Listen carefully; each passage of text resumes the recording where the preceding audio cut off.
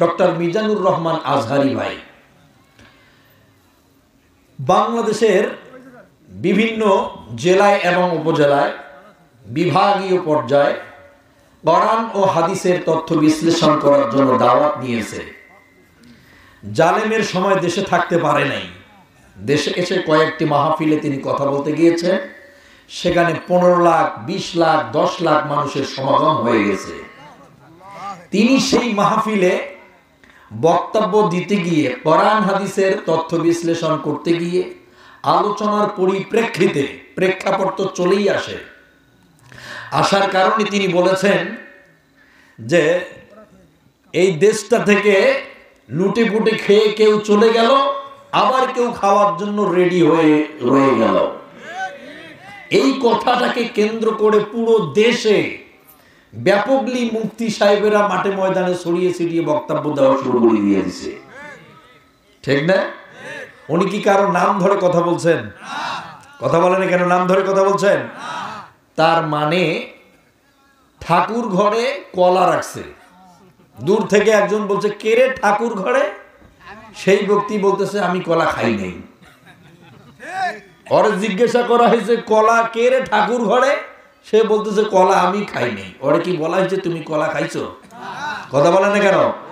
বলা হয়েছে? বলা হয়নি, শুধু বলা হয়েছে ঠাকুর ঘরে কে? সে বলতেছে কলা খাই নাই। তার মানে মুফাসসিররা কোরআন হাদিস বলতে গিয়ে যারা দৃষ্টান্তমূলক কথা বলেন, সেই কথা যারা পায়ে পাড়া দিয়া ঝগড়া লাগাতে চায়, বুঝে নিতে হবে ওরা কলাসর। কথা বলে না কেন? ওরা হচ্ছে কলাসর, মানে কেঁচু ধরতে গিয়ে সাপ বেরিয়ে আসে। ঠিক না বেঠে? উনি তো বাস্তব সত্য কথা বলেছেন, কারণ নাম ধরে কথা বলেন নাই। এখন কেউ যদি সেটা গায়ে ঘেঁষে নিয়ে যুদ্ধ শুরু করে দিয়ে দেয়, তাহলে বুঝে নিতে হবে যে ওলাই কলাসর। এর মধ্যে কোনো পার্থক্য নাই। কথা বলেন ঠিক কিনা? এটা হচ্ছে কিয়ামত হয়ে যাওয়ার লক্ষণ। আজ হুজুররা বক্তব্য দেয়, কোরআন হাদিস বোঝায়, সাধারণ জেনারেল শিক্ষিত এদেশের এমপি মন্ত্রীরা এসে হুজুরদের উপরে ফতুয়া মারে। কথা বলেন না? তার মানে এগুলো হচ্ছে কিয়ামত হয়ে যাওয়ার লক্ষণ।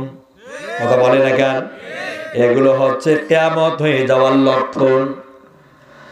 আলেমরা দলিল দেয়, তাফসীর করে, আলোচনা বোঝায়, আর সাধারণ এমপি মন্ত্রীরা এসে কোরআনের আয়াত দিয়া উল্টা পাল্টা ভুলভাল বক্তব্য দিয়া মানুষকে বিভ্রান্ত করে দেয়।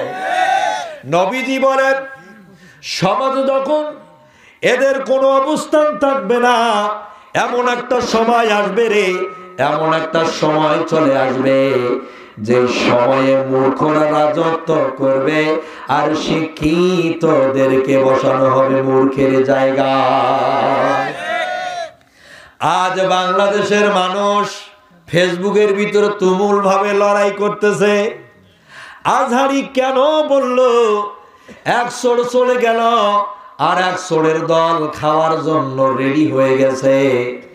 এই কথা বলার কারণে পুরো দেশে হইচই শুরু হয়ে গেছে। আপনি লক্ষ্য করেছেন এ হাদিস খানার মধ্যে বাংলাদেশের পুরোপুরি প্রেক্ষাপট মিলে যাবে যখন আল্লাহু আকবার।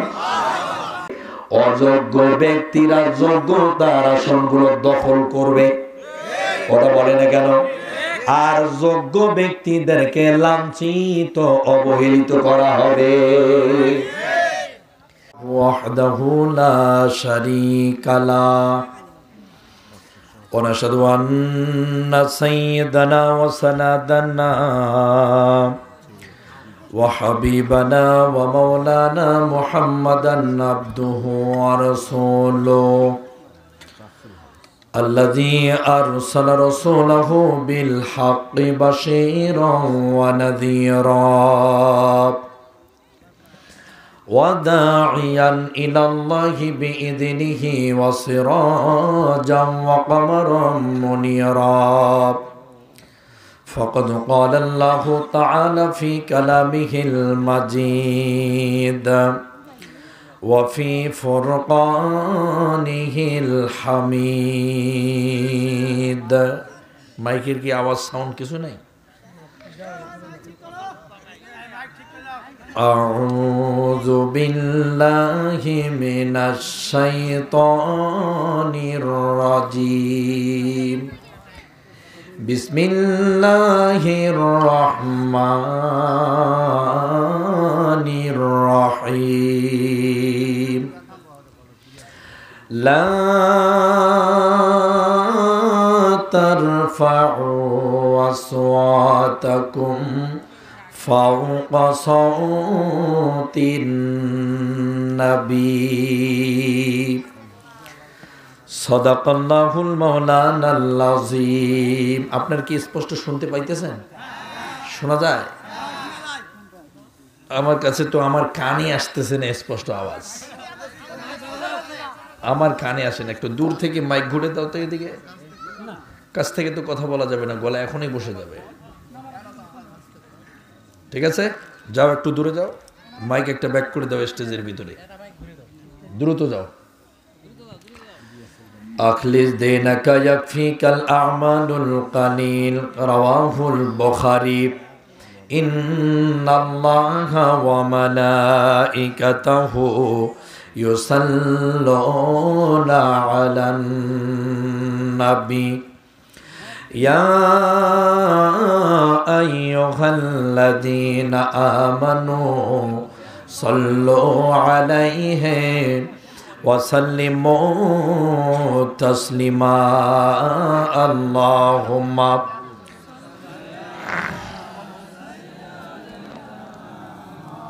ইকুনে একটু হালকা ইকু দাও।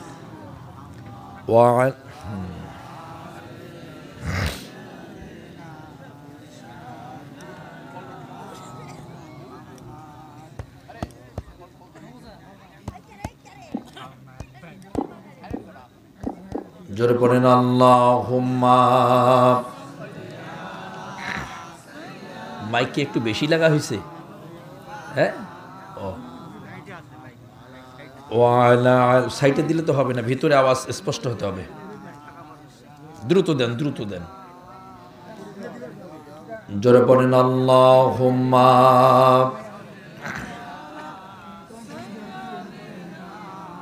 বুঝি না, আমি যেভাবে চাচ্ছি ওইভাবে দেন, ভিতরে স্পষ্ট আওয়াজ দেন। গাছ ওয়াজ শুনবেন না আপনারা শুনবেন?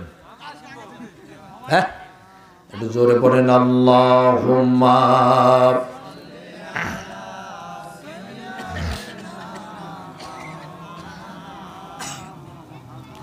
ওয়া আলা আলি সাইয়্যিদিনা।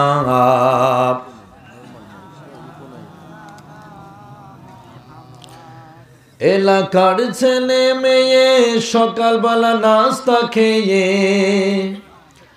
আমরা কায়দা নিয়া মক্তবে যাইতাম বন্ধু। কারো আবার থাকতো বুকে আল কোরআন।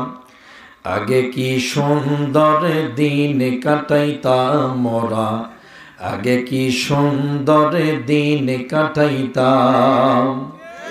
ঠিক না বেঠিক? এলাকার ছেলে মেয়ে সকালবেলা নাস্তা খেয়ে আমরা কায়দা নিয়া মক্তবে যাইতাম বন্ধু। কারো আবার থাকতো বুকে আল কোরআন।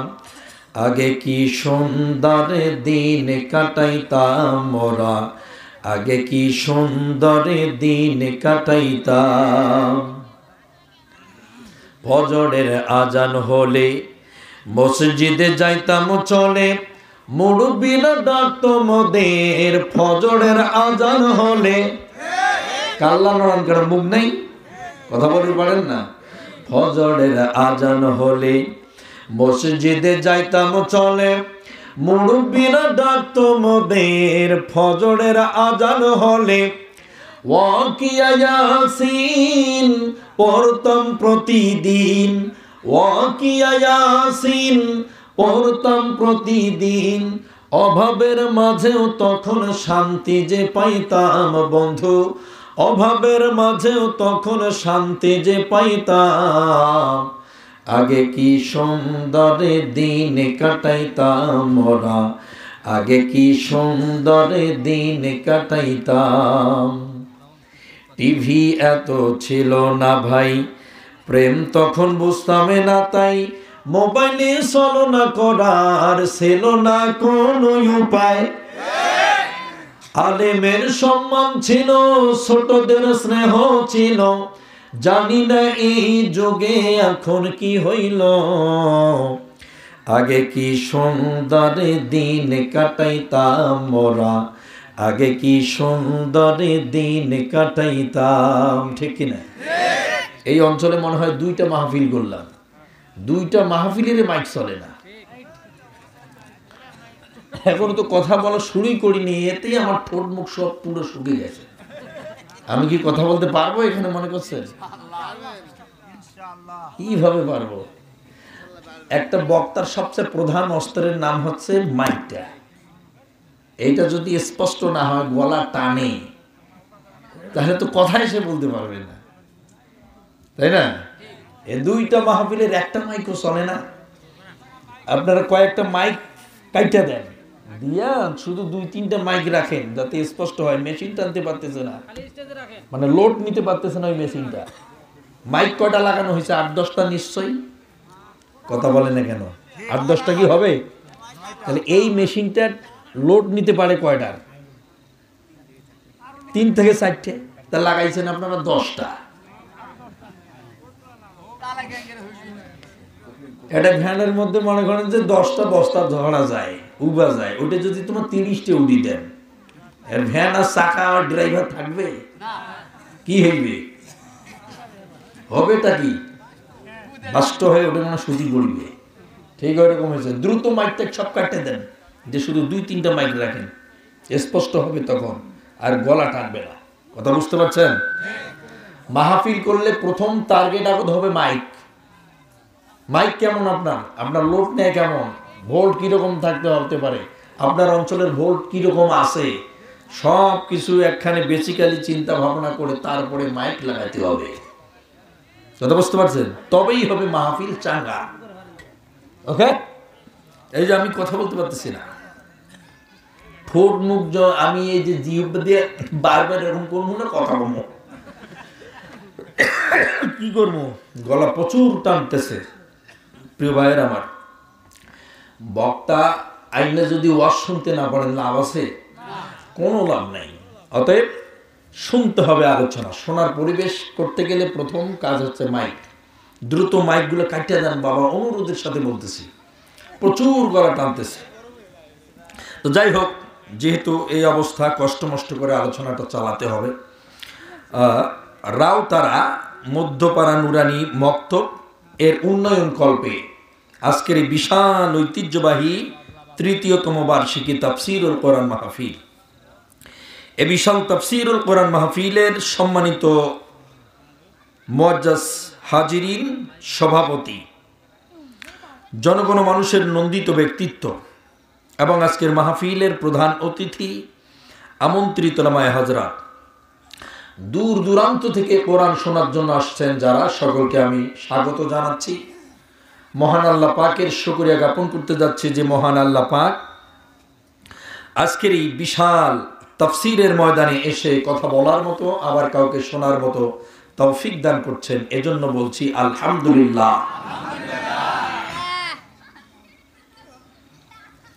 অগণিত দরুদ সালাম বর্ষিত হোক নবীজির প্রতি। আমরা সংক্ষিপ্ত আকারে বলছি সাল্লাল্লাহু আলাইহি ওয়াসাল্লাম। সম্মানিত ভাইরা, একটু আগে আমি একটি আয়াতে কারিমা তেলাওয়াত করেছি, সেখান থেকে আলোচনা করব ইনশাআল্লাহ। বলেন ইনশাআল্লাহ। পানি রেডি রাখেন, এখানে একটা বোতল রাখেন, মিনিটে মিনিটে আমার পানি খেতে হবে। কথা বলছেন না? তাছাড়া উপায় নেই। সম্মানিত ভাইরা, তাহলে আমরা এখন ওই আয়াতের কাছে যাই। মহান আল্লাহ তাআলা বলেন, লা তারফাউ আসওয়াতাকুম ফাওকা সাওতিন নবী। আরো জোরে বলা লাগবে, আল্লাহু আকবার। মহান আল্লাহ তাআলা বলেন, আমার নবীর কথার আওয়াজের উপর তোমাদের কারোর আওয়াজগুলোকে উঁচু করা যাবে না, যেরকম সুবহানাল্লাহ। এখন তোমার 2024 সাল নাই, এখন শুরু হয়ে গেল 25 সাল। এই 25 সালে কি আমার নবীজি দুনিয়ায় বেঁচে আছেন? কথা বলেন, কেন আছেন? নবীজি আজ বেঁচে নাই। নবীজির ওয়ারিস নাকি পৃথিবীতে আছে না নাই? নাম কি তাদের? কথা বলেন, কেন নাম কি? ওলামাতুল ওয়ারিসাতুল আম্বিয়া। নবীজির ওয়ারিস হচ্ছে আলেম ওলামারা। আলেম ওলামারা হচ্ছে নবীজির ওয়ারিস। নবীজির ওয়ারিস হচ্ছে আলেমরা, ওলামারা, যারা আপনার এলাকায় নেতৃত্ব দেন, মসজিদে, মক্তবে, মাদ্রাসায়, এরা হচ্ছেন আলেম। এরা কি? কথা বলে না, এরা কি? আলেমরা হচ্ছে নবীজির ওয়ারিস। নবীজির ওয়ারিসরা যখন কথা বলে, আজকে তো নবীজি বেঁচে নাই, নবীজির ওয়ারিসরা আছে না নাই? আছে। তারা যখন কথা বলে কোরআন থেকে, হাদিস থেকে, মানুষকে যখন বুঝিয়ে বলেন, তখন সেই আলেমদের উপরে আপনার কথার আওয়াজকে উঁচু করা যাবে? কথা বলেন, কেন যাবে? কথা বলা জায়েজ আছে? কথা বলা জায়েজ আছে?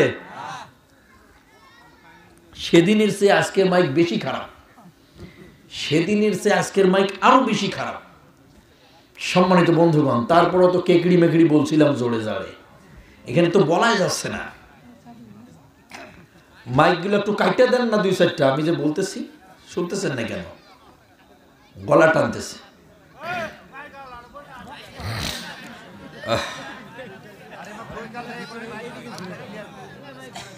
ভাই, আপনারা সন্ধ্যা থেকে বলেন নাই তাদের যে মাইকগুলো চলতেছে না? বলতেছেন, কিন্তু কাজ করেনি কেন? এই যে অসুবিধা না, এগুলো বলেন তো।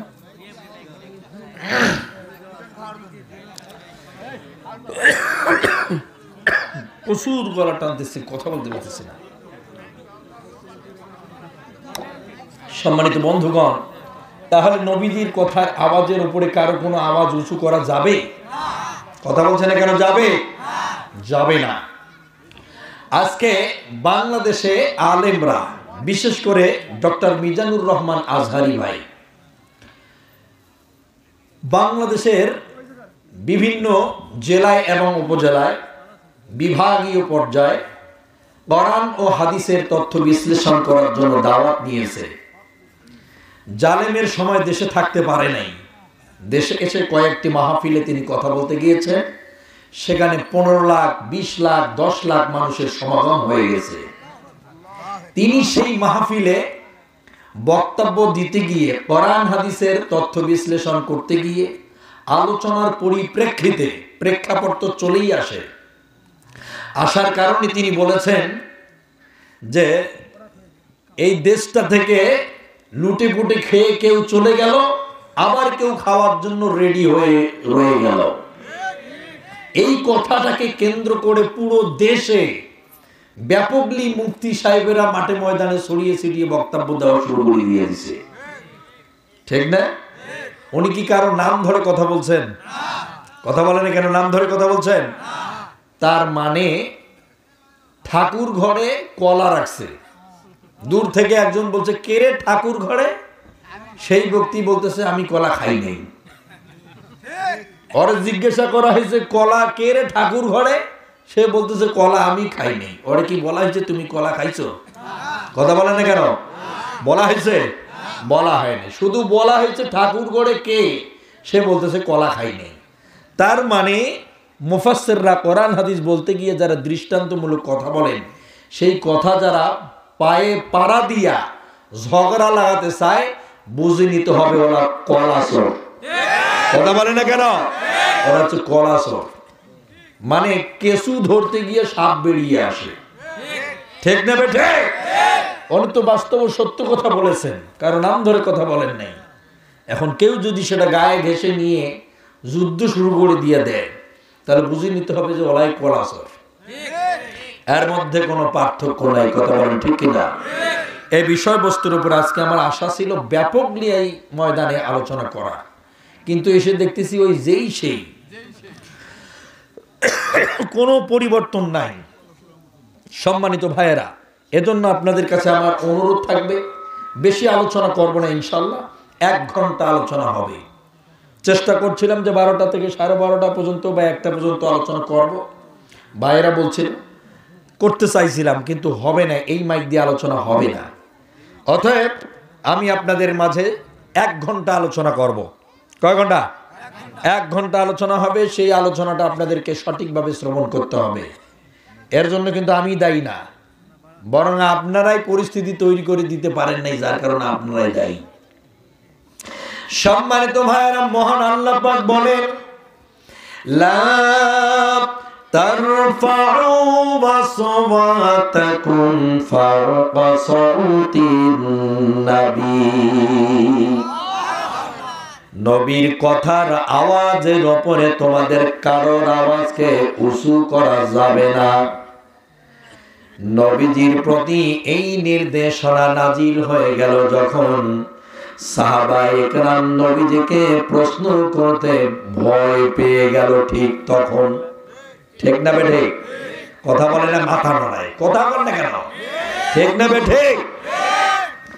খলিফাতুল মুসলিমিন হযরত ওমর ইবনুল খাত্তাব রাদিয়াল্লাহু তাআলা আনহু এই হাদিস খানা বর্ণনা করেন। তিনি বলেন, আমরা একদা রাসূলুল্লাহর দরবারে উপস্থিত ছিলাম। এমন সময় একজন আগন্তুক ব্যক্তি রাসূলুল্লাহর সামনে উপস্থিত হয়ে গেল। তার পরনে ছিল সাদা ধবধবে পাঞ্জাবি অর্থাৎ কর্তা, মাথার চুলগুলো ছিল একেবারে কালো কুচকুচে, তার মাঝে কোনো সফরের চিহ্ন দৃষ্ট হয় নাই। লোকটা এসে বিশ্ব নবীর সামনে বসলেন এবং হাঁটু দুটা রাসূলের হাঁটুর সঙ্গে মিলালেন। আল্লাহর নবীর মুখের দিকে তাকাচ্ছেন।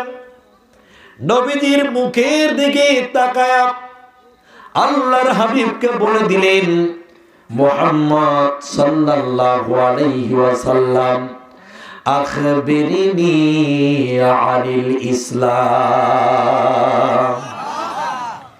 হে নবী মুহাম্মদ সাল্লাল্লাহু আলাইহি ওয়াসাল্লাম, আপনি আমাকে ইসলাম সম্পর্কে অবহিত করেন। বিশ্ব নবী এই প্রশ্নটা শোনার পর সঙ্গে সঙ্গে বলা শুরু করলেন, ইসলাম হলো অতুকিমুস সালাতা, তুমি নামাজ কায়েম করবে। 1 নাম্বার হলো ইসলাম মানে হলো নামাজ কায়েম করবে। ওয়াতুতিজ যাকাতা, যাকাত তুমি প্রদান করবে। ওয়াতাসুমু রমাদান, রমজান মাসের রোজা পাইলেই পরে তুমি রোজা রাখবে। ওয়াতাহাজ্জুল বাইতা ইন ইসতাতা'তা ইলাইহি সাবিলা, পথ খরচে সমর্থবান হলে তুমি হজ করে ফেলবে। আর সর্বশেষ হলো তুমি ওই কথার উপরে সাক্ষ্য প্রদান করবে না ইলাহা ইল্লাল্লাহু মুহাম্মাদুর রাসূলুল্লাহ। তুমি বলবা লা ইলাহা ইল্লাল্লাহ, আল্লাহ ব্যতীত আর কোন উপাস্য নাই। জোরে করে আল্লাহু আকবার। আল্লাহ ছাড়া আর কোন বিধানদাতা নাই, হুকুমদাতা নাই, তুমি এটা স্বীকার করবে।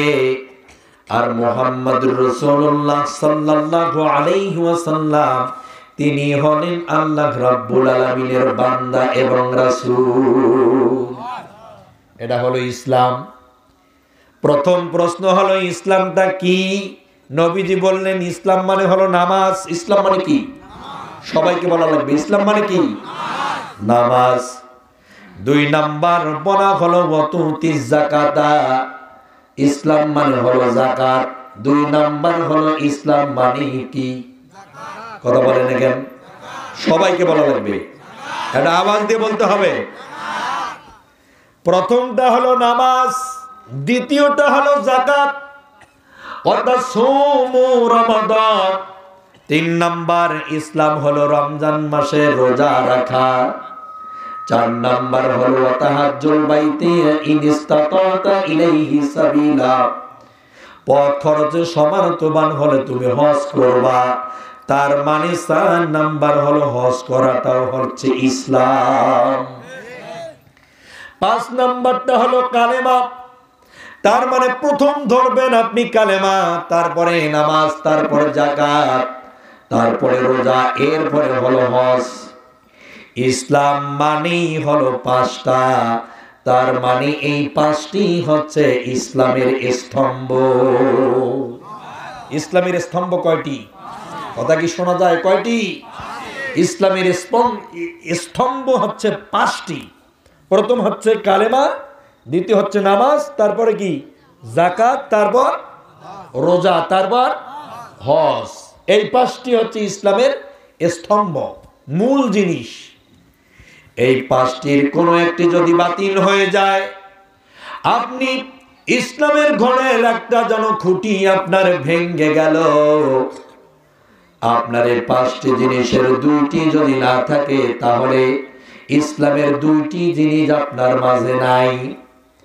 3 নাম্বার জিনিসটাও যদি না থাকে, তাহলে আপনার তৃতীয় ইসলামের খুঁটি তৃতীয়টা নাই। চতুর্থটা যদি না থাকে, তাহলে চতুর্থ স্তম্ভের খুঁটি আপনার ইসলামের নাই। ঠিক না বেঠি? সম্মানিত ভাইরা, নবীজিকে প্রশ্ন করা হয়েছে ইসলাম মানে কি? নবীজি বলেছে 5টি। কয়টি? জোরে বলা লাগবে, কয়টি? সম্মানিত ভাইরা, আমি কিন্তু কষ্ট করে কথা বলতেছি, উত্তরগুলো সঠিকভাবে দেওয়া লাগবে। প্রচুর কষ্ট হইতেছে, তারপরেও বলবো, কিন্তু আপনাদের সাড়া দিতে হবে। আপনাদের প্রথমটা হলো আপনাদের এই ইসলাম মানে হলো 5টি বলা হয়েছে। দ্বিতীয়ত আল্লাহর রাসূলকে প্রশ্ন করা হলো, হুজুর এবার আপনি বলেন, ইয়া মুহাম্মদ সাল্লাল্লাহু আলাইহি ওয়াসাল্লাম, আখবিরিনি আনিল ইহসান। হে রাসূল, এবার আপনি ইহসান সম্পর্কে আমাকে অবহিত করেন। বিশ্বনবী বলেন, ইহসান হলো এই যে তুমি এমন ভাবে নামাজ আদায় করবা যে নামাজে তুমি তোমার আল্লাহকে দেখতে পাও। কাকে দেখতে পাও? আল্লাহকে। দ্বিতীয়ত, আল্লাহকে যদি দেখতে না পাও, তাহলে অন্তত এই কথাটা মনে রাখবে, তিনি এবার তোমাকে দেখতে পান। বিশ্বনবী এই কথাটার উত্তর দেওয়ার সঙ্গে সঙ্গে ওই লোক হুজুরের মুখের দিকে তাকায়া বলে দিল, ক্বালা সাদাকতা। সবাইকে আরো জোরে বলা লাগবে, আল্লাহু আকবার। আল্লাহর নবীকে লোকটা বলল, ক্বালা সাদাকতা, হে রাসূল আপনি সত্য কথা বলেছেন। সুবহানাল্লাহ। তার মানে যেই লোক নবীজিকে প্রশ্ন করে, সেই লোক আবার প্রশ্নের উত্তর সত্যায়ন করে, মানে উত্তর সঠিক হয়েছে কি হয় নাই সেটা আবার সত্যায়ন করতে পারে। তার মানে বোঝা গেল এই লোকটা সাধারণ কোনো লোক নয়, এক অসাধারণ মানুষ। কথা বলছে না কেন? এ ভাই, মাইক চলেন না দিকে, আপনারা কথা বলবেন না, কথা কন না কেন? সম্মানিত ভাইজানেরা, মহান আল্লাহ পাক বলেছেন, হে রাসূল আপনি এই ইসলাম সম্পর্কে নাম্বারে লোকটা এবার হুজুরের মুখের দিকে তাকায়া আবার আর একটা প্রশ্ন করে দিয়েছে, ইয়া মুহাম্মদ সাল্লাল্লাহু আলাইহি ওয়াসাল্লাম, আখবিরিনি আনিস সাআতিহি। হে রাসূল এবার আপনি বলেন তো, আনিস সাআতিহি, কিয়ামত কোন দিন হবে? বিশ্বনবী বলেন, কিয়ামত কোন দিন হবে জিজ্ঞাসিত ব্যক্তি ব্যতীত তা আমার জানা নাই। রাসূলুল্লাহ যখন এই কথাটা বলে দিলেন, কিয়ামত কোন দিন হবে, কখন হবে, কোন সময় হবে তা আমি জানি না, তখন সাহাবা একরাম আশেপাশে সবাই সবার কানে কানে বলা বলি শুরু হয়ে গেল। কি ব্যাপার, এই লোকটাকে রে, যে লোক নবীজিকে প্রশ্ন করে আবার প্রশ্নের উত্তর সঠিক হচ্ছে কি হচ্ছে না সেটাও আবার যাচাই করার মতো ক্ষমতা রাখে। কি রাখে? যেই লোক প্রশ্ন করে সেই লোক আবার উত্তরের সত্যায়ন সঠিক হয়েছে কি হয় নাই সেটা আবার পরিষ্কার করার জন্য নিজে আবার সাক্ষ্য দেয়। তার মানে এই মানুষটা কোনো সাধারণ মানুষ না, এই মানুষ হচ্ছে এক অসাধারণ মানুষ। কথা বলে না কেন? এই মানুষটা কি সাধারণ মানুষ হতে পারে? আমার প্রিয় ভাইয়েরা, আল্লাহর নবী তাকিয়ে আছেন। আবার লোকটি বললেন, হে রাসূল, তাহলে কিয়ামত যে হয়ে যাবে তার কি কোনো আলামত নাই? বিশ্ব নবী বলেন, হ্যাঁ আলামত আছে। আল্লাহর হাবিব বললেন, আলামত গুলো তার মধ্যে অন্যতম আলামত হলো দাসীর পেটে মালিকের জন্ম নিবে। কি হবে? দাসীর পেটে মালিকের জন্ম হবে। তার মানে হলো এই, আপনার বাড়িতে যে দাসী আছে, আপনার এলাকায় যে মেয়েটা আপনার বাসায় বাসায় কাজ করে খায়, কামলা দিয়ে খায়, ওই মেয়েটার পেটের ভিতর থেকে একটি সন্তান আসবে। ওই সন্তান আসার পরে তোমাদের মতো মানুষগুলোর ওই ছেলে সন্তানটা নেতৃত্ব দিবে। তার মানে বোঝা গেল, অসহায়, খোদা, দরিদ্র, সুবিধা বঞ্চিত মানুষ যাকে আপনারা হিসাব করেন না, সেই মানুষ এসে তোমাদের নেতা হয়ে যাবে। এটা হচ্ছে কিয়ামত হয়ে যাওয়ার লক্ষণ। আজ হুজুররা বক্তব্য দেয়, কোরআন হাদিস বোঝায়, সাধারণ জেনারেল শিক্ষিত এদেশের এমপি মন্ত্রীরা এসে হুজুরদের উপরে ফতুয়া মারে। কথা বলেন না? তার মানে এগুলো হচ্ছে কিয়ামত হয়ে যাওয়ার লক্ষণ। কথা বলে না কেন? এগুলো হচ্ছে কিয়ামত হয়ে যাওয়ার লক্ষণ। আলেমরা দলিল দেয়, তাফসীর করে, আলোচনা বোঝায়, আর সাধারণ এমপি মন্ত্রীরা এসে কোরআনের আয়াত দিয়া উল্টা পাল্টা ভুলভাল বক্তব্য দিয়া মানুষকে বিভ্রান্ত করে দেয়। নবীজি বলেন, সমাজে যখন এদের কোনো অবস্থান থাকবে না, এমন একটা সময় আসবে রে, এমন একটা সময় চলে আসবে যে সময়ে মূর্খরা রাজত্ব করবে আর শিক্ষিতদেরকে বসানো হবে মূর্খের জায়গায়। আজ বাংলাদেশের মানুষ ফেসবুকের ভিতরে তুমুল ভাবে লড়াই করতেছে। আজহারি কেন বলল, এক সোর চলে গেল আর এক সোরের দল খাওয়ার জন্য রেডি হয়ে গেছে। এই কথা বলার কারণে পুরো দেশে হইচই শুরু হয়ে গেছে। আপনি লক্ষ্য করেছেন, এ হাদিস খানার মধ্যে বাংলাদেশের পুরোপুরি প্রেক্ষাপট মিলে যাবে যখন আল্লাহু আকবার। আমার প্রিয় ভাইরা, নবীজি যখন বললেন কিয়ামত যে হবে তার প্রধান লক্ষণটা কি জানেন আপনি? তার প্রধান লক্ষণটা হলো এই, সেটি হলো এই। কি ব্যাপার, আপনারা উঠাউঠি কেন লাগাইছেন? চলে যাচ্ছেন নাকি মুহতারামেরা? আচ্ছা ঠিক আছে। আবার প্রিয় বন্ধুগণ, নবীজি বলেছেন কিয়ামত হয়ে যাওয়ার প্রধান লক্ষ্য হচ্ছে অযোগ্য ব্যক্তিরা যোগ্যতার আসনগুলো দখল করবে। কথা বলে না কেন? আর যোগ্য ব্যক্তিদেরকে লাঞ্ছিত, অবহেলিত করা হবে। আমার প্রিয় ভাইয়েরা, লক্ষ্য করেন আপনি, আল্লাহর নবী যখন এই ব্যক্তির কথা শোনার পর উত্তর দিয়ে দিলেন, বিশ্ব নবী বসানো আছেন, থাকার পরে এই লোকটার কথা পক্ষদন করে দেওয়া, আলাপ আলোচনা, প্রশ্ন উত্তর করে দেওয়ার পর তিনি নবীজির মাঝখান থেকে উঠে এবার চলে যাবেন। ঠিক ওই সময় হযরতে ওমর ইবনুল খাত্তাব রাদিয়াল্লাহু তাআলা হয়ে ডান কাঁধে আমার নবী হাতটা দিয়া বললেন, ওমর রে, তুমি কি জানো এই লোকটা কে ছিল? আরে ওমর, তুমি কি জানো এই লোকটা কে? ওমর বললেন, ইয়া রাসূলুল্লাহ, ইয়া হাবিবাল্লাহ, আল্লাহ এবং তার রাসূলে ভালো জানে, আমি তা বলতে পারবো না। নবীজি বললেন, ইনি হচ্ছেন এমন এক ব্যক্তি যিনি আমার কাছে ওহী নিয়ে আসতো। ইনি এক সময় দাহিয়ায়ে কলবি রাদিয়াল্লাহু তাআলা হয়ে রূপ ধারণ করে এসেছিল। আজ তিনি ভিন্ন রূপ অর্থাৎ আর এক মানুষের রূপ নিয়ে আমার সামনে এসে বসেছেন। ইনি অন্য ভিন্ন আর কেউ নন, ইনি হচ্ছেন হযরতে জিবরাইল আলাইহিস সালাতু ওয়াস সালাম। আল্লাহর নবীর সামনে যিনি প্রশ্ন করার জন্য এসেছেন, নবীজিকে প্রশ্ন করলেন। এই লোক কোনো সাধারণ লোক নয়, ইনি এই পৃথিবীর কোনো মানুষ না, তিনি হচ্ছেন জিবরাইল আমিন। উনি নবীজির কাছে কেন আসলেন আপনি জানেন?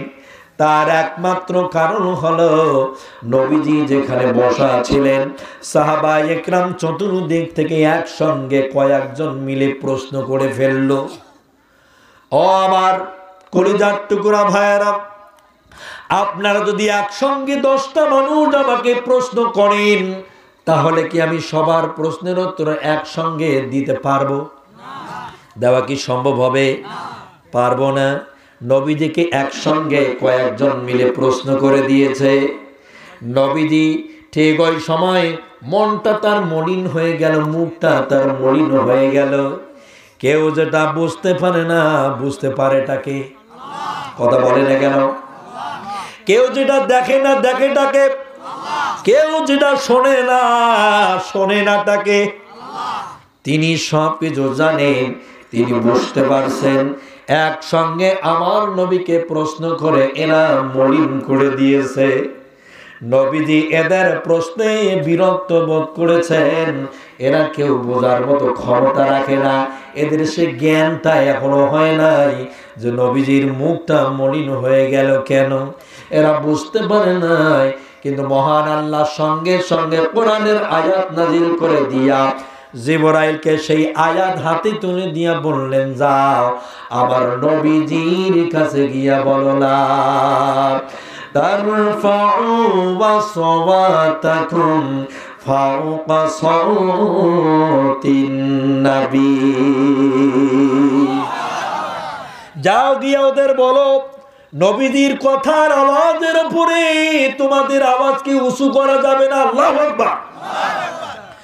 নবীজির কথার উপরে তোমাদের কথা বাড়া যাবে না। যাও গিয়া বলো। নবীজির কাছে জিবরাইল আমিন এসে বললেন, হুজুর, আপনার কথার আওয়াজের উপরে আওয়াজ বাড়ানো যাবে না। যখন নবীজি এই কথাটি বলে দিয়েছেন, সঙ্গে সঙ্গে সাহাবায়ে ইকরাম বুঝতে পেরেছেন যে নবীজিকে আর প্রশ্ন করা যাবে না, প্রশ্নের উত্তর নেওয়া মনে হয় জুড়ে যাবে না। সব স্তব্ধ হয়ে গেছে, সব স্তব্ধ হয়ে গেছে। আল্লাহর নবী কিভাবে তার প্রশ্ন করবে, কিভাবে কথোপকথন করবে, কিভাবে কথাবার্তার ভাব আদান প্রদান করবে, সেটা সাহাবায়ে ইকরাম বলতে ভয় পাচ্ছে। মনে করেন না যে আমি আলোচনা করতে পারতেছি না, তা না। ডিস্টার্ব হচ্ছে শুধু মাইক। আমি বিনত অনুরোধের সাথে বলতেছি কর্তৃপক্ষকে, ভাইয়েরা আপনাদের কাছে আমি অনুরোধের সাথে বলতেছি, সবচেয়ে বড় সমস্যা আমার মাইকটা হচ্ছে। আমি চিৎকার করে কথা বলতে পারতেছি না, পুরি গলার সমস্যা করে দিচ্ছে, বুঝলেন না? আমি যে আলোচনাটা করতে চাচ্ছিলাম সেটা এইভাবে পারতেছি না, প্রচুর সমস্যা হচ্ছে, বুঝলেন না? আচ্ছা, আমার যে কষ্ট হচ্ছে আপনারা কি বুঝতে পারতেছেন? বুঝতে পারতেছেন? পরিষ্কার ভাবে ভীষণ গলা টানতেছে। 10 মিনিটও যদি আমি সুর দিয়ে আওয়াজ করি, গালার সুর ক্যাপ পুরো শেষ হয়ে যাচ্ছে। কেন এটা হচ্ছে? আমি করবোটা কি? কি করবো এখন?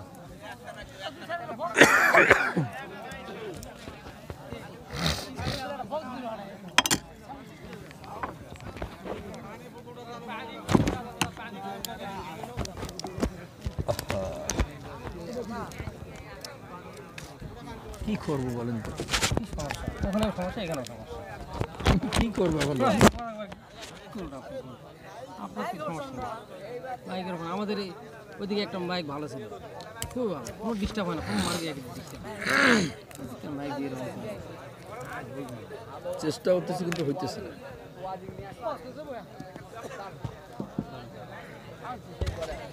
টেপ দাও, টেপ দাও।